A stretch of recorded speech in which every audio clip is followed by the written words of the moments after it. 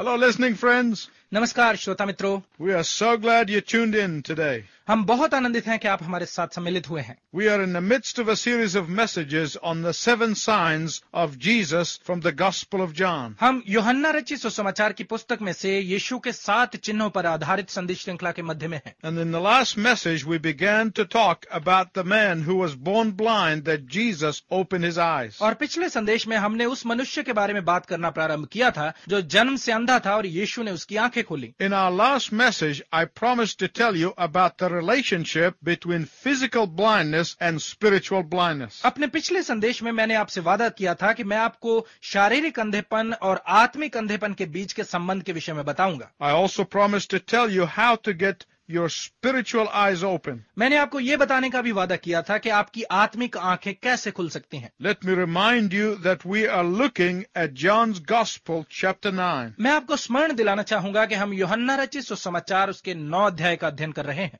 Jesus opened the eyes of a man who was born blind. यीशु ने एक जन्म से अंधे व्यक्ति की आंखें खोली। Why only Jesus could open the eyes of the blind? परंतु यीशु ही उस अंधे की आंखें क्यों खोल पाया? Because he is the expected Messiah. क्योंकि वो ही आने वाला मसीह है। Because he is very God of very God. क्योंकि वो परमेश्वर में परमेश्वर है। And because only God can open the blind eyes. और क्योंकि केवल परमेश्वर ही अंधी आंखों को खोल सकता है। It is not surprising, therefore, that only Jesus could cure both physical and spiritual blindness. इसलिए ये आश्चर्य की बात नहीं है कि शारीरिक और आत्मिक दोनों प्रकार के अंधेपन को केवल यीशु ही चंगा कर सका। Jesus came to give everyone who believes in him spiritual sight. यीशु हर किसी को जो उस पर विश्वास करता है आत्मिक दृष्टि देने के लिए आया। And that is why, after healing the blind man, Jesus said the following. और इसीलिए अंधे मनुष्य को चंगा करने के बाद यीशु ने कहा, For judgment I came into this world so that the blind will see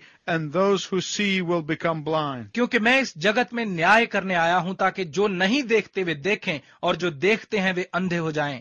What does he mean by this? इससे उसका क्या अर्थ था? Those who humbly admit their spiritual inadequacy and their spiritual need. वो जो दीनता के साथ अपनी आत्मिक अपर्याप्तता और आत्मिक आवश्यकता को मान लेते हैं, They will receive spiritual sight. वो आत्मिक दृष्टि प्राप्त करेंगे। But those who are filled with their own self-knowledge will remain in their blindness. परंतु वो जो अपने ही आत्मज्ञान से भरे हुए हैं वो अपने अंधेपन में ही रहेंगे।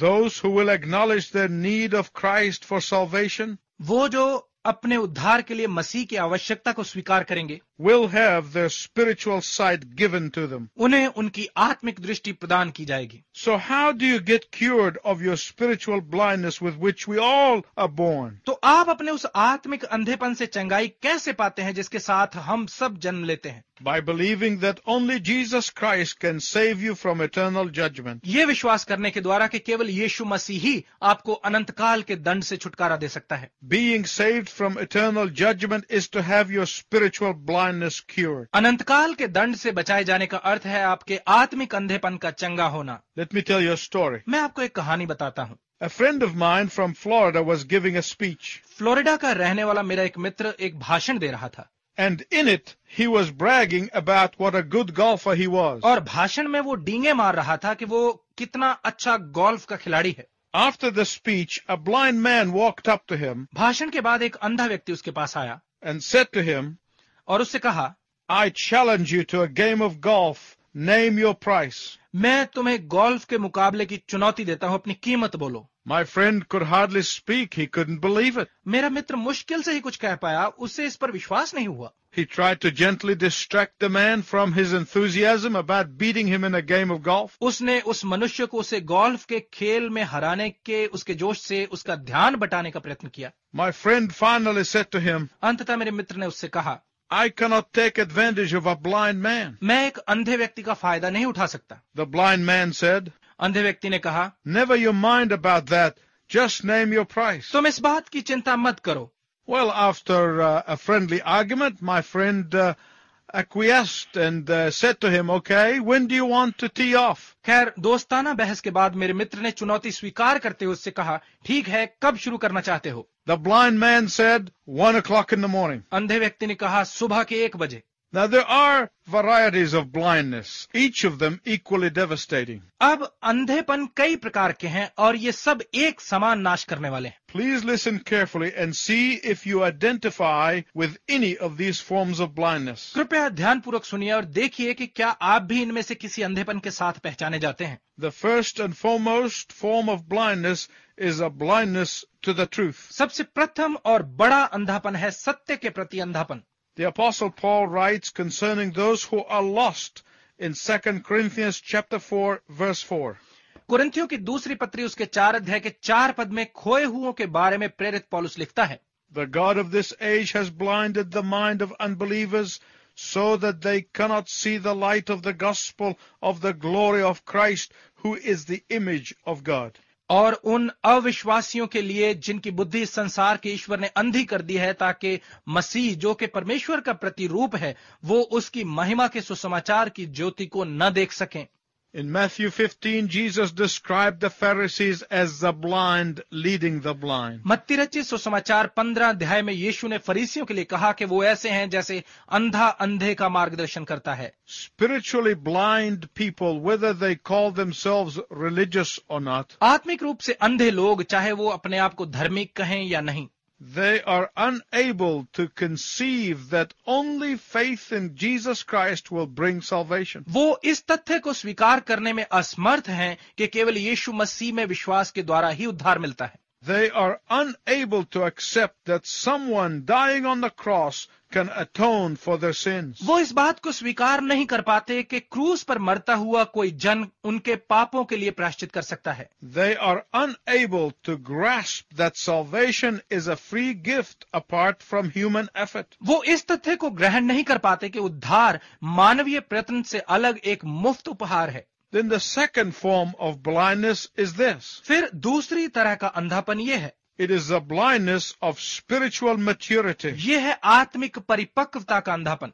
Look to 2 Peter chapter 1 verse 9. देखिए पत्रस की दूसरी पत्री 1 अध्याय का 9 पद। But if anyone does not have them, he is nearsighted and blind and has forgotten that he has been cleansed from his past sin. क्योंकि जिसमें ये बातें नहीं वो अंधा है और धुंधला देखता है और अपने पिछले पापों से धुलकर शुद्ध होने को भूल बैठा है। The third form of blindness is the blindness of eternal perspective. तीसरे प्रकार का अंधापन है अनंत काल के नजरिए का अंधापन। Visual agnosia is a neurological disorder which prevents a person from seeing as a whole. दृष्टि भ्रम एक तंत्रिका रोग है जो किसी व्यक्ति को किसी भी चीज को संपूर्ण देखने से रोकता है। Let me explain. मैं बताता हूँ। This condition causes the victim to identify some details about a friend's face, such as a big nose or trimmed mustache. इस दशा में पीड़ित व्यक्ति किसी मित्र के चेहरे के बारे में कुछ विवरण याद रखता है, जैसे कि बड़ा सा नाक या छोटी मूछें। But the victim is prevented from recognizing the friend when shown a picture of his complete face.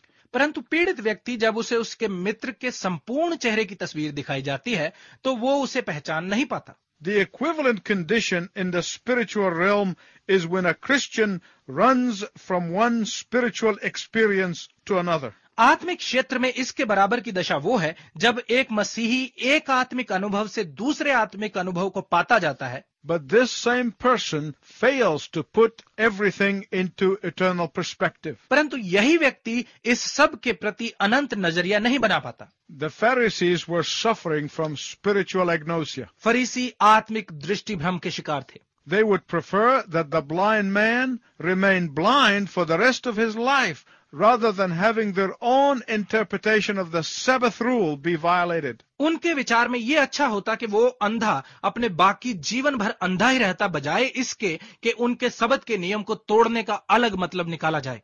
The interpretation was more important to them than the truth. सत्य से अधिक उनके लिए अर्थ महत्वपूर्ण था।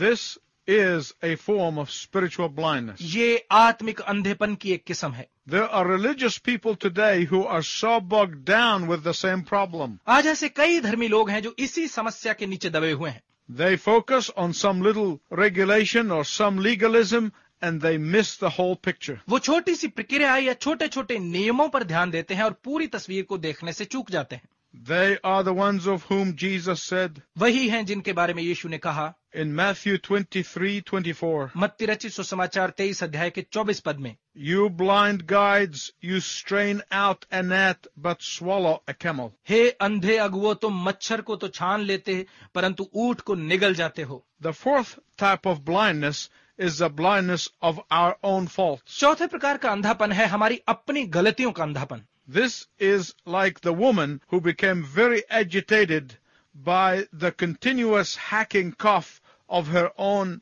pet parrot. ये उस स्त्री के समान है जो अपने ही तोते के निरंतर खांसते रहने से परेशान होकर So she took him to the veterinarian. उसे पंछियों के डॉक्टर के पास ले गई। The veterinarian examined the bird and declared that the bird is perfectly healthy. Doctor ने पंछी की जांच करने के बाद कहा कि वो बिल्कुल स्वस्थ है। It turned out that what the parrot was doing was merely imitating the raspy bark of its cigarette smoking owner. बाद में पता चला कि तोता केवल अपने सिगरेट पीने वाले मालिक के खांसने की नकल करता था। Jesus warned against finding the sliver in your neighbor's eye and ignoring the log in your own eye. यीशु ने अपने पड़ोसी की आंख से तिनका ढूंढने परंतु अपनी खुद की आंख में लट्ठे को अनदेखा करने के विरुद्ध चेतावनी दी। Then there is a fifth form of spiritual blindness. फिर एक पांचवें प्रकार का अंधापन है। It is the blindness to money. यह है धन का अंधापन।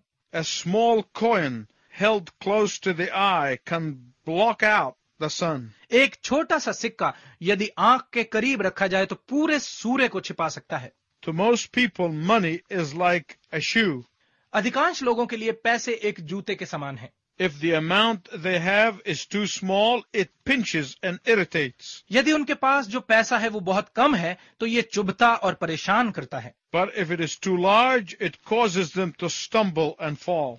परंतु यदि ये ज्यादा और बड़ा है तो उनके ठोकर और गिरने का कारण बनता है। The sixth form of blindness is the blindness of hate. छठे प्रकार का अंधापन है नफरत का अंधापन। In 1 John 2:11, यूहन्ना की पहली पत्री 2 अध्याय के 11 पद में the Bible tells us, Bible हमें बताती है, "But whoever hates his brother is in the darkness and walks around in the darkness.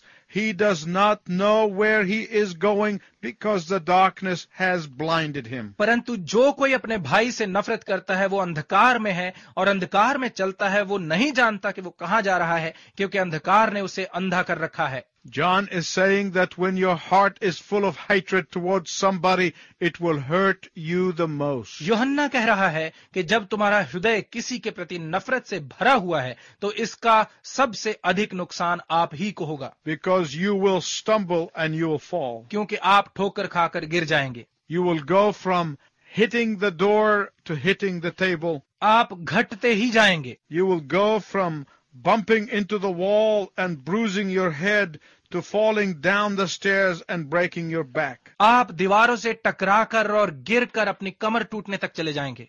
Hatred is blindness that Christians need to be delivered from. नफरत वो अंधापन है मसीहियों को जिससे छुटकारा पाने की जरूरत है। Then there is a seventh form of blindness. फिर सातवीं तरह का अंधापन है। It is the blindness of half-hearted commitment. यह है अधूरे मन के समर्पण का अंधापन। Jesus sends a message to the lukewarm believers in Laodicea, saying in the book of Revelation, प्रकाशित वाक्य की पुस्तक में यीशु लौदीकिया के गुनगुने विश्वासियों को ये कहते हुए संदेश भेजता है, chapter 3, verses 17 and 18. 3 अध्याय का 17 और 18 पद। तू कहता है कि मैं धनी हूं और धनवान हो गया हूं और मुझे किसी वस्तु की घटी नहीं, और यह नहीं जानता कि तू अभागा और तुच्छ और कंगाल और अंधा और नंगा है। इसीलिए मैं तुझे सम्मति देता हूं कि आग में ताया हुआ सोना मुझसे मोल ले कि तू धनी हो जाए, और श्वेत वस्त्र ले ले कि पहनकर तुझे अपने नंगेपन की लज्जा ना हो, और अपनी आंखों में लगाने के लिए सुरमा ले कि तू देखने लगे।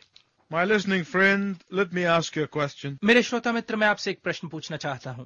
What blindness are you suffering from today? आप आज किस प्रकार के अंधेपन से पीड़ित हैं? Whatever it is, Jesus can deliver you and heal you just like he healed the blind man in the Gospel of John chapter 9. चाहे ये कुछ भी है, यीशु आपको इससे छुड़ाकर चंगा कर सकता है, बिल्कुल वैसे ही जैसे उसने यूहन्ना रचित सुसमाचार 9 अध्याय में उस अंधे मनुष्य को चंगा किया। The power of Jesus can restore your spiritual sight today. यीशु की शक्ति आज ही आपकी आत्मिक दृष्टि वापस ला सकती है। One of the very first transplant operations took place in the United States in 1951. शारीरिक अंग बदलने के पहले ऑपरेशनों में से एक 1951 में अमेरिका में किया गया। The man was a South African citizen who received the eyes from a dead man from Michigan. वो व्यक्ति एक साउथ अफ्रीकी नागरिक था जिसने मिशिगन के एक मृत व्यक्ति की आंखें प्राप्त की। When he finally returned home from South Africa to see his family for the first time, जब आखिर में वो नई आंखों के साथ अपने देश साउथ अफ्रीका लौटा, पहली बार अपने परिवार को देखने के लिए, the South African newspapers carried the following headline: तो साउथ अफ्रीका के एक समाचार पत्र में मुख्य समाचार ये था, He will see his family through the eyes of a dead man. वो एक मृत व्यक्ति की आंखों से अपने परिवार को देखेगा। How true this is. ये कितना सत्य है।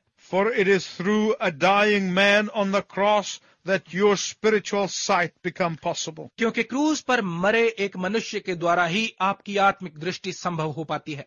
Through the death of Christ you can live. मसीह की मृत्यु के द्वारा आप जी सकते हैं। Through the agony of Christ you can see fully. मसीह की वेदना के द्वारा आप पूर्ण रीति से देख सकते हैं। Through his separation from the Father for one moment on the cross, you can see all the way to eternity. क्रूस पर एक क्षण के लिए पिता से उसकी जुदाई के द्वारा आप पूर्ण अनंतकाल को देख सकते हैं। Through the closing of his eyes and the delivering up of his soul, your eyes can be open and your soul can be saved. उसके अपनी आंखें बंद करके अपने आत्मा को त्यागने के द्वारा आपकी आंखें खुल सकती हैं और आपकी आत्मा बच सकती है। Through his hanging on the cross, you are lifted up. उसके क्रूस पर लटकने के द्वारा आप उठाए जाते हैं। Pliny was a Roman governor in Asia Minor in the early 2nd century. दूसरी सदी के प्रारंभ में एशिया माइनर में प्लाइनी नाम का गवर्नर था। He was puzzled about Christians who were often brought to him for trial. वो उन मसीहियों को लेकर उलझन में था जिन्हें पेशी के लिए अक्सर उसके सामने लाया जाता था। So he wrote what has now become a famous letter to the Emperor Trajan. तो उसने सम्राट ट्रोजन को एक पत्र लिखा जो आज बहुत प्रसिद्ध है। Here is what Pliny found himself up against. ये है जिसका सामना प्लाइनी को करना पड़ा। And I quote from the letter. और मैं उस पत्र में से ही बताता हूँ। A certain unknown Christian was brought before me. एक अजनबी मसीही को मेरे सामने लाया गया। Finding little fault in him, I proceeded to threaten him. उसमें कुछ गलती देखकर मैंने उसे डराने के लिए कहना शुरू किया। I will banish you, I said. मैंने कहा मैं तुम्हें निर्वासित कर दूंगा। You cannot, said the man. उसने कहा तुम ऐसा नहीं कर सकते। For all the world is my father's house. क्योंकि सारा संसार मेरे पिता का घर है। Then I will slay you, I said. फिर मैंने कहा तो मैं तुम्हारा सिर कटवा दूंगा। You cannot, answered the Christian. तुम ऐसा नहीं कर सकते, उस मसीही ने उत्तर दिया। For my life is hid with Christ in God. क्योंकि मेरा जीवन मसीह के साथ परमेश्वर में छिपा हुआ है। I will take away your possessions, I contended. मैं तुम्हारा सब कुछ छीन लूंगा, मैंने कहा। You cannot. My treasure is in heaven, replied the Christian. उसने उत्तर दिया तुम ऐसा नहीं कर सकते, मेरा धन तो स्वर्ग में है। I will drive you away from humanity and you will have no friends left, was my final threat. मैं तुम्हें इंसानों से दूर कर दूंगा और तुम्हारा कोई मित्र नहीं रहेगा, ये मेरी आखिरी धमकी थी। But the clear reply came once again from that Christian, you cannot. परंतु फिर उस मसीही ने स्पष्ट उत्तर दिया तुम ऐसा नहीं कर सकते। For I have an unseen friend from whom you are not able to separate me. क्योंकि मेरा एक अदृश्य मित्र है जिससे तुम मुझे कभी अलग नहीं कर सकते। Pliny finally concluded by asking the emperor, प्लाइनी ने सम्राट से ये पूछते हुए पत्र समाप्त किया, what is a poor harassed Roman governor with all the powers of life and death, torture and the stake at his disposal, what is he to do with people like that? मृत्यु, जीवन, यातना देने और मार डालने के सारे अधिकार पाकर भी एक बेचारा गवर्नर ऐसे लोगों के साथ वो क्या करे? This is the end of the quote of the letter. ये है पत्र के अंत का कुछ भाग। And finally, I want you to notice how this blind man had grown in his faith in a very short period of time. और अंत में मैं चाहता हूं कि आप ध्यान दें कि यहाँ ये अंधा व्यक्ति थोड़े से समय में ही अपने विश्वास में कैसे बढ़ा। He goes on from referring to Jesus in verse 17 as a man called Jesus. वो यीशु को 17 पद तक आते आते यीशु नाम का एक मनुष्य पुकारने से शुरू करके To declaring him a prophet. उसे नबी पुकारते हुए उसकी घोषणा करता है। Then next the man calls Jesus the man of God in verse 33. फिर 33 पद में वो मनुष्य यीशु को परमेश्वर का जन पुकारता है। Finally in verse 38, आखिर में 38 पद में the man recognized Jesus as the Lord and he worshipped him. उस मनुष्य ने यीशु को प्रभु स्वीकार करते हुए उसकी आराधना की। Let me ask you, my listening friend, मेरे श्रोता मित्र, मैं आपसे पूछना चाहता हूँ, where is the area of your blindness? आपके अंधेपन का क्षेत्र कहाँ है? Put your finger on it, इस पर अपनी उंगली रखिए, then lift it up to Jesus, फिर इसे यीशु की ओर उठाइए and he will restore your sight. और वो आपकी दृष्टि को बहाल करेगा। Until we meet again, I wish you God's richest blessing. हमारे दोबारा मिलने तक मैं आपके लिए परमेश्वर की उत्तम आशीष की कामना करता हूँ।